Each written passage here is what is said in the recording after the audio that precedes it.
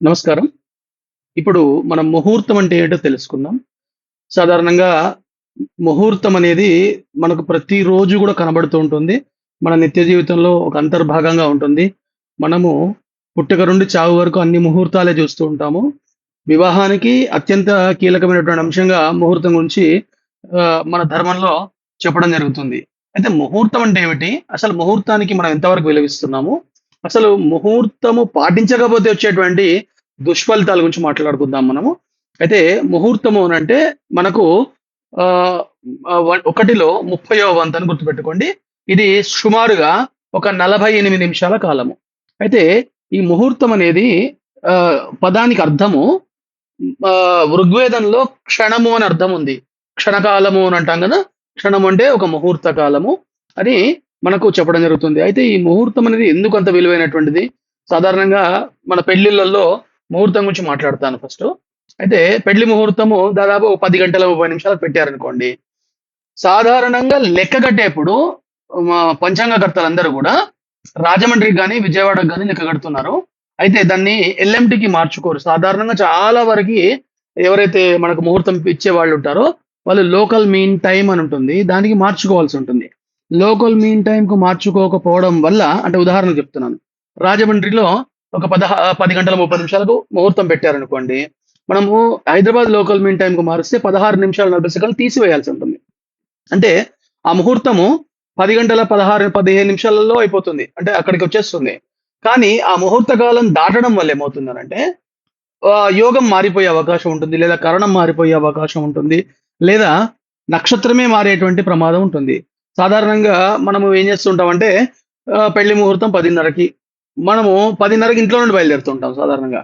ఇప్పుడు మనకు దాదాపు చాలా వరకి వ్యక్తులందరూ గూడా ముహూర్తాలకి విలువ ఇవ్వకపోవడం వల్ల వాళ్ళ నిత్య జీవితంలో చాలా విపరీతాలు జరిగి ఇబ్బందికరమైనటువంటి స్థితులు ఆహ్, ఎదుర్కోవడం మనం ప్రతిరోజు కూడా చూస్తున్నాము. అయితే మీరు అడగొచ్చు, అన్ని ముహూర్తానికి జరిగినటువంటి అన్ని సక్రమంగా ఉన్నాయా అండి అని అడగొచ్చు. అయితే నేనేమంటానంటే, సక్రమంగా ఉన్నాయా లేదా అనేది హైపోథెటికల్ క్వెషన్. అది మనకు తెలుసుకునే అవకాశం లేదు. ఎందుకంటే ఈశ్వరుడి శాసనం ఎలా ఉంటుందో మన జీవితం అలా సాగుతుంది. కానీ ఏదైతే సుముహూర్తం ఉందో, ఆ ముహూర్తాన్ని పాటించడంలో ఎట్లాంటి సమస్యలు ఎదుర్కొనే అవకాశం ఉండదు అని చెప్పేసి శాస్త్రాలు ఘోషిస్తున్నాయి. కాబట్టి వీలైనంత వరకు లోకల్ మీన్ టైమ్‌కు మార్చుకున్నటువంటి ముహూర్తం అంటే ఏ వ్యక్తులు ఏ ప్రాంతాల్లో ఉంటారో ఆయా లోకల్ మీన్ టైమ్‌కి ముహూర్తాన్ని మార్చుకొని, ఆ ముహూర్తం కంటే కాస్త ముందే అక్కడికి చేరుకొని, ఆ ముహూర్త కాలానికి మనము కార్యక్రమాల్ని పూర్తి చేసుకోవాల్సిందిగా ధర్మం చెబుతుంది. మరి అది గాకుండా ఒక విషయాన్ని మీరు గమనించండి. మనము సుముహూర్త కాలంలో వచ్చేటువంటి లాభం ఏమిటండి? సుముహూర్తంలో చేసేటువంటి పెళ్ళిళ్ళు గానియండి, లేదా కార్యక్రమాలు గానియండి, గృహప్రవేశాలు గానియండి, లేదా గృహారంభాలు గానియండి, బోరింగ్ గానియండి, అంతెందుకు మనం పశువులు కొనడానికి కూడా ముహూర్తం చూసేవాళ్ళం. ఇప్పుడంటే వాహనాలయ్యాయి అవన్నీ. పశువులు కొనడానికి కూడా ముహూర్తం చూసేవాళ్ళము. అందుకే బిడ్డొచ్చిన వేళ, గొడ్డొచ్చిన వేళ అనే సామెత కూడా పుట్టింది. కాబట్టి ఆ ముహూర్తంలో మనము ఒక నక్షత్రము, ఇంకొక నక్షత్రముతో కలిసి కొనసాగించే జీవితం గదండీ పెళ్ళంటే. పెళ్ళంటే ప్రయాణం. అంటే జీవితంలో ముందరికెళ్ళేటువంటి ప్రయాణం. మరి అలాంటి ప్రయాణము ప్రారంభమయ్యే క్షణము అత్యంత గొప్పదిగా ఉండాలి. అయితే ఆ క్షణంలో ముక్కోటి దేవతలు గూడా ఆ ముహూర్త కాలానికి పెళ్లి మండపంలోకి చేరుకుంటారు. పెళ్లిలో మహాసంకల్పము, చూర్ణిక ఇంకా మిగతా మంత్రాలకు ఆహ్, స్ భగవంతుడు లేదా ముక్కోటి దేవతలందరూ గూడా ఆకర్షితులై ఆ మండపంలోకొచ్చి నిలబడతారు. గొప్ప గొప్ప పతివ్రతల పేరు ఉచ్చరించడం జరుగుతుంది మన పెళ్లి ముహూర్తంలో.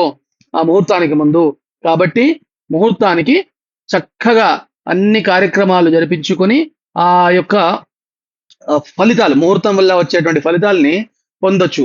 మనము కార్యక్రమాలన్నీ గూడా విఫలమవుతున్నాయంటే కారణం ఏమిటంటే సరైనటువంటి ముహూర్తానికి సరైన వ్యక్తులు చేరుకోకపోవడమే.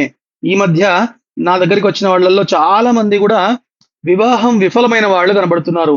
నేను వాళ్ళని క్రాస్ చెక్ జేశాను. అంటే ఒక రీసెర్చ్ లాగా, ఒక కేస్ స్టడీ లాగా తీసుకున్నాను. అంటే ఒక 150, 200 మంది పెళ్లి విఫలమైన వాళ్ళు నా దగ్గరకొచ్చిన వాళ్ళల్లో వాళ్ళ డాటా తీసుకున్నాను. తీసుకొని వాళ్ళ ముహూర్తం ఎన్ని గంటలకు పెట్టారు? వీళ్ళు ఎన్ని గంటలకు జీలకర్ర బెల్లం పెట్టుకున్నారు? లేదా ఎన్ని గంటలకు వీళ్ళ వివాహం పూర్తయిపోయింది, అంటే తాళి కట్టడం కానివ్వండి, జీలకర్ర బెల్లం పెట్టడం కానివ్వండి, ఇట్లాంటివి. అది చెక్ చేశాను. చెక్ చేస్తే మీరు నమ్మండి, నా దగ్గర డేటా ఉంది.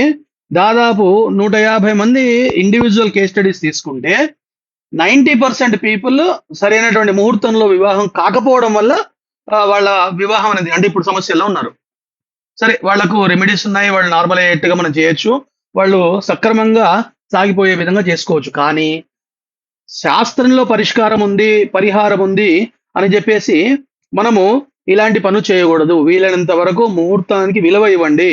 మనం ఏం చేస్తాం, ఇటు ఈ పక్షం వాళ్ళు, ఆ పక్షం వాళ్ళు, అంటే ఉభయ పక్షాల వాళ్ళు పూజారి దగ్గరికి చేరుకుంటారు. చక్కటి ముహూర్తం పెట్టండి గురుగారు అని అడుగుతారు. అన్ని లెక్కగట్టి ముహూర్తం తీసిన తర్వాత ఆ ముహూర్తానికి రారు. అదేంటో నాకు అర్థం కాదు. మరి అలాంటి సందర్భంలో ముహూర్తం పెట్టించుకోవడం ఎందుకు? ముహూర్తం పెట్టుకోకుండా మరి సొంతంగా చేసుకోవచ్చు. మరి ముహూర్తం అనేది దేనికోసం అర్థం కాదు. మరి ముహూర్తం పెట్టించుకున్నప్పుడు సరిగ్గా ముహూర్తానికి విలువ కూడా ఇవ్వాలి కదా. ఆ ముహూర్తానికి చేరుకోం, మనం మండపానికే చేరుకోం. మనకు పెళ్లిల్లో వచ్చేటువంటి ఆనందము కొనసాగినప్పుడే, అంటే భార్యాభర్తలు కలిసి కాపురం చేసి పిల్ల పాపాలతో సంతోషంగా ఉన్నప్పుడే అది పూర్తవుతుంది కదా. మరి మనం పెళ్లిళ్ళలో ఆర్భాటాలకు ఇచ్చే విలువ ముహూర్తానికి ఇవ్వం, బ్రాహ్మడికి ఇవ్వం.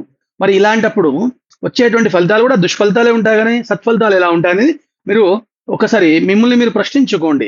కాబట్టి మనకు దుఃఖాలు కలుగుతున్నాయంటే కారణం, నేను మళ్ళీ చెప్తున్నాను, మనమే కారణం అవుతాము, బయట ఎవ్వరు కాదు కారణం.